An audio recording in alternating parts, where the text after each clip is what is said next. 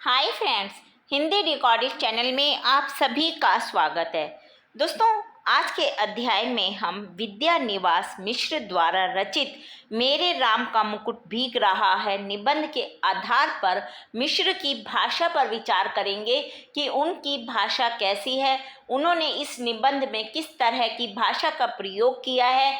लेखक अपनी भाषा में इस निबंध को अपनी भाषा से बड़े ही सुंदर शब्दों में किस प्रकार की भाषा का प्रयोग करके सजाते हैं, इन सब पर हम चर्चा करेंगे। तो चलिए दोस्तों, जानते हैं विद्या निवास मिश्र की भाषा के विषय में। हम सभी जानते हैं कि जो मिश्र जी हैं वो विद्वान, पढ़े लिखे, भाषा शास्त्र के प्रकांड पंडित हैं और संस्कृत भाषा और साहित्य का जो उनका अध्ययन है उसका वो इतना व्यापक है कि हम बता नहीं सकते। उन्होंने अपने निबंधों में विषय और प्रसंग के अनुसार भाषा शैली का भी प्रयोग किया है, इसलिए कहीं पर उनकी भाषा पांडित्यपूर्ण है और कहीं पर वो अलंकृत है। कहीं उसमें काव्यमयता है, लालित्य तथा माधुर्य है, तो कहीं कहीं हमें वो सरल सहज और बोलचाल की मुहावरेदार प्रसाद गुण संपन्न भाषा देखने को मिलती है। उनकी भाषा जो और परंपरागत हिंदी निबंध है उनकी भाषा से भिन्न है।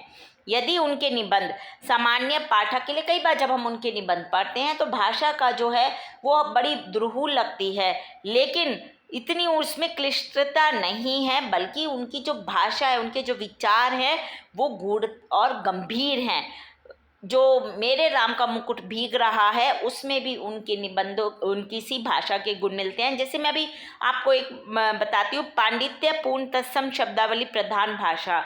इसका उदाहरण देखिए, ये अशेष मंगलाकांक्षों के पीछे झांकती हुई दुर्विचार विचार शंकाकुल आंखों में झांकता हूँ तो मंगल का सारा उत्साह फीका पड़ जाता है और बंधनवार ना दिखकर बटोरी हुई रस्सी की शक्ल में कुंडली मारे दिखती है। मंगल घट ओघाई हुई अधफूटी गगरी दिखती है।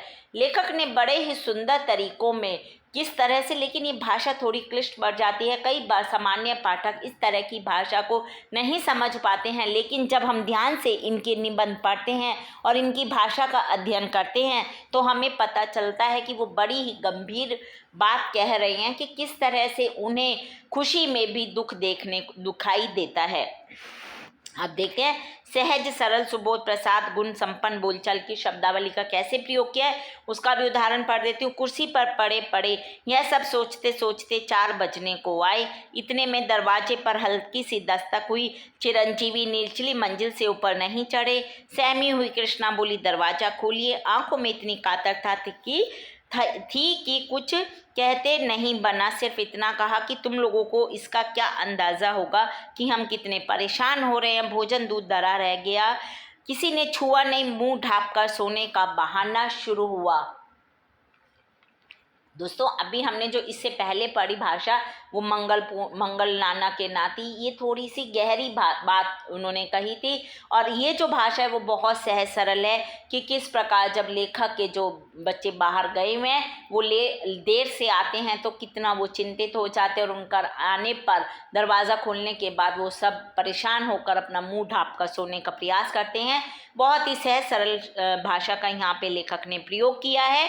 साथ ही साथ दोस्तों, हमें उनकी भाषा में वक्रता और चमत्कार भी देखने को मिलता है। जैसे, जिन लोगों के बीच रहता हूँ वे सभी मंगल के नाती हैं और मेरे जैसे आदमी को वे निराशावादी समझकर बिरादरी से बाहर ही रखते हैं।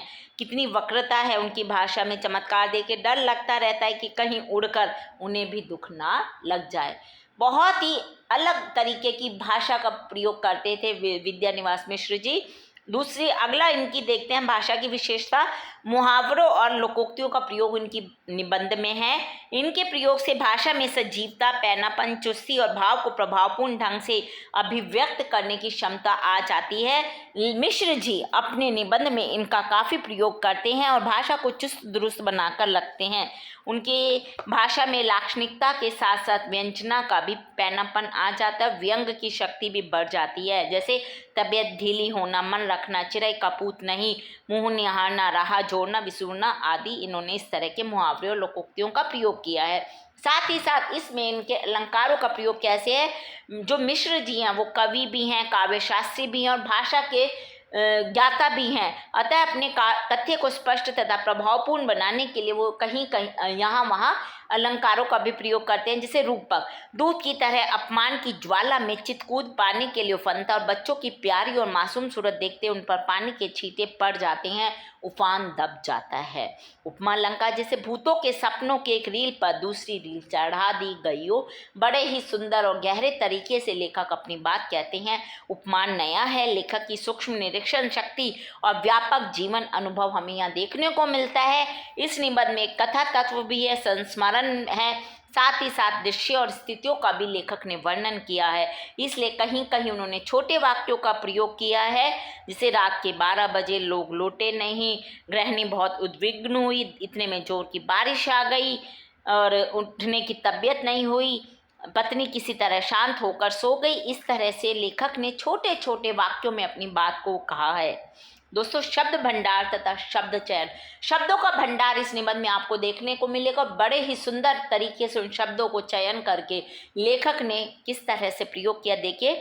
मिश्र जी संस्कृत के प्रकांड पंडित हैं। उनके निबंध के विषय भी साहित्य, संस्कृति आदि गंभीर विषयों पर हैं, अतः उनकी भाषा में संस्कृत के तत्सम शब्दों का भी बाहुल्य है। कहीं कहीं तो विभक्तियां तक संस्कृत व्याकरण के अनुसार उन्होंने प्रयोग की है। फिर भी उनकी भाषा के संबंध में दृष्टिकोण विशुद्धतावादी नहीं है। उनका लक्ष्य अपने कथ्य को प्रभावशाली बनाना हमेशा रहा। उनकी भाषा में संस्कृत, उर्दू, अंग्रेजी, देशज, विशेषतः भोजपुरी भाषा के शब्द आपको देखने को मिलेंगे। और साथ ही साथ संस्कृत निष्ठ होते हुए भी उनकी भाषा कहीं भी दुरूह नहीं है, कहीं भी कठिन नहीं है। उन्होंने सूत्र शैली और समास शैली का प्रयोग कम ही किया है। अधिकतर उनकी भाषा सहज, सरल, प्रसाद गुण संपन्न है। हाँ, कहीं कहीं आवश्यकता पड़ने पर उन्होंने साहित्य, काव्यात्मक और अलंकृत भाषा का प्रयोग अवश्य किया है। हम कह सकते हैं कि उन्होंने अपनी भाषा को विषय तथा प्रसंग के अनुरूप विविध रंगों से सजाया है। समासिक शब्दावली, दोस्तों, जहाँ पर भी भाव या विचार जटिल या वाक्य लंबे हो गए, वहाँ लेखक ने समासिक शब्दावली का प्रयोग किया है। विषयानुसार वाक्य विन्यास किया है। मिश्र जी की जो वाक्य रचना का आधार है वो सिर्फ विषय है। वे विषय के अनुरूप वाक्य विन्यास करते, अपने वाक्यों की रचना करते हैं और कहीं कहीं उनकी वाक्यों में हमें वाक्य रचना में लय का चमत्कार भी देखने को मिलता है। जैसे क्रोधी किसी और की ओर झपटे या ना झपटे, चाहे लपके या न लपके, उसके वचन ही उसके हृदय के भावों की प्रभावपूर्ण व्यंजना करते हैं। तो यहाँ हम देखते हैं कि उनका वाक्य किस तरह से लयात्मक हो जाता है। साहित्यिक शब्दावली, दोस्तों, मिश्र जी ने अपने मनोभावों का विवेचन, विश्लेषण मनोविज्ञान की दृष्टि से ना करके साहित्य और मानव जीवन के कल्याण और शुभ की दृष्टि से किया है। अपने निबंधों में कहीं कहीं साहित्य शास्त्र की शब्दावली का प्रयोग भी उन्होंने किया है। इसी से साहित्य मीमांसकों ने अनुभव के अंतर्गत आश्रय की युक्तियों का विशेष स्थान दिया है। कभी काव्य की पंक्तियां उद्धृत कर बात को रोचक और स्पष्ट करने की भी लेखक ने चेष्टा की है। गंभीर और प्रौढ़ भाषा, दोस्तों, उनकी जो भाषा है वो सहज, सरल और गंभीर और प्रौढ़ है।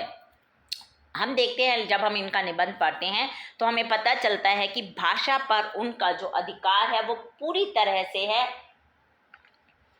वो भाषा को अपने अनुरूप ढालने का सामर्थ्य रखते हैं और उनके निबंध विचारात्मक विषय वाले तथा साहित्य शास्त्र और मानव मनोभाव के होते हैं। आप इनके निबंध, मेरे राम का मुकुट निबंध आप पढ़िए तो उसमें मनुष्य के मनोभाव, जो उनके मन में उठने वाले भाव हैं, उसको लेखक ने बड़े ही गंभीर और प्रौढ़ भाषा में व्यक्त किया है। विषयानुरूप वैविध्य, दोस्तों, उनकी भाषा, उनके निबंधों की भाषा विषय के अनुरूप ही होती है और अलंकारिक छवियां भी देखने को मिलते हैं। कई स्थलों पर सरल है तो कुछ स्थलों पर विषय और प्रतिपाद्य के कारण जटिल और क्लिष्ट भी इनकी भाषा बन पड़ी है। सूत्रात्मक शैली के समय में समास बहुलता और संश्लिष्ट वाक्यों वाली है, तो वहीं व्यास शैली का प्रयोग जहाँ पे भी उन्होंने किया है वहाँ वह सरल और सहज बन पड़ी है। यानी कि दोस्तों, हम कह सकते हैं कि मिश्र की भाषा शैली निबंध विषय और निबंध लेखक के उद्देश्य के अनुरूप है और जो यह निबंध है यह रचना विधान की दृष्टि से हिंदी साहित्य की महत्वपूर्ण उपलब्धि है।